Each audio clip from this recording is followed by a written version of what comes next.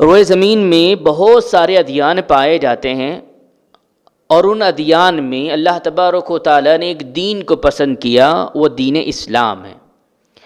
اللہ تعالیٰ کا ارشاد ہے کہ ان الدین عند اللہ الاسلام، اللہ کے پاس قابل قبول پسندیدہ اگر کوئی دین ہے تو وہ دین اسلام ہے۔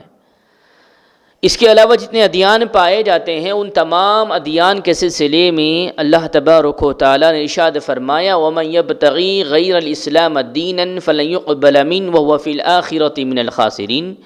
اگر دین اسلام کے علاوہ کوئی اور دین کوئی قبول کرتا ہے، اس پر عمل پیرا ہوتا ہے، تو یقیناً وہ نقصان اٹھانے والوں میں اپنا شمار کر رہا ہے۔ وَمَن يَبْتَغِي غَيْرَ الْإِسْلَامَ دِينًا، اسلام کے علاوہ جو دین ہے وہ فَلَن يُقْبَلَ مِنْهُ، وہ قابل قبول نہیں ہے۔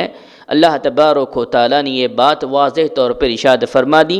اللہ کا شکر ادا کرنا چاہیے کہ اللہ تعالیٰ نے ہمیں دین اسلام سے جوڑا رکھا، اور ایسے گھرانوں میں، ایسی جگہ پر اللہ نے ہماری پیدائش اور پرورش کی جہاں سے پہلے یہ دین اسلام جاری اور ساری تھا۔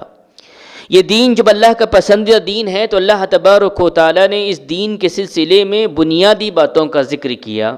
اگر آج روئے زمین پر دوسرے ادیان والے، دوسرے مذہب والے، کوئی فرد یا کوئی شخص اسلام قبول کرنا چاہتا ہے، اسلام کو گلے لگانا چاہتا ہے، تو اس کے لیے اللہ کے نبی صلی اللہ علیہ وسلم نے ارشاد فرمایا کہ دین اسلام جو اللہ کا پسندیدہ دین ہے، اس کی بنیادی چیزوں پر غور تدبر کرنے سے دین اسلام کی صحیح تصویر ہمارے سامنے آتی ہے، اور اسی صورت میں وہ دین قابل قبول ہوگا۔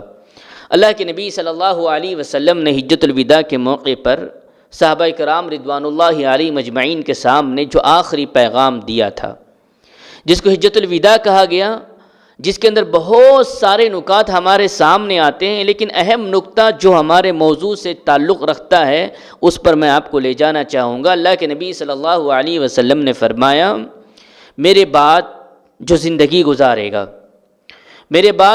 گزارے گا وہ بہت سارے اختلافات کو دیکھے گا۔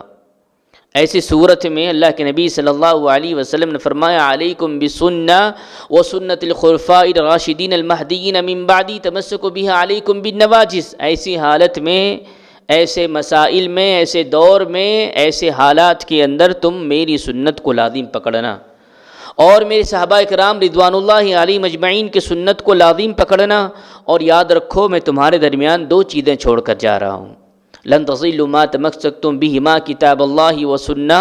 اللہ کے نبی صلی اللہ علیہ وسلم نے فرمایا دو چیزیں میں تمہارے درمیان چھوڑ رہا ہوں، اگر جو کوئی شخص اس کو مضبوطی سے تھام لے گا یقیناً وہ گمراہ نہیں ہو سکتا۔ وہ دو چیزیں کیا ہے؟ ایک اللہ کی کتاب جس کو ہم قرآن کہتے ہیں، اور دوسری اللہ کے نبی صلی اللہ علیہ وسلم کی سنت جس کو ہم حدیث کہتے ہیں۔ پتہ کیا چلا؟ اگر کوئی شخص دین اسلام کو لینا چاہتا ہے، پرکھنا چاہتا ہے، قبول کرنا چاہتا ہے، اس کے احکامات پر عمل پیرا ہونا چاہتا ہے، تو اس شخص کو دیکھنا پڑے گا کہ اللہ کی کتاب اور محمد رسول اللہ صلی اللہ علیہ وسلم کی سنت کیا کہتی ہے، تبھی جا کر وہ عمل قابل قبول ہوگا، ورنہ وہ عمل رد کر دیا جائے گا۔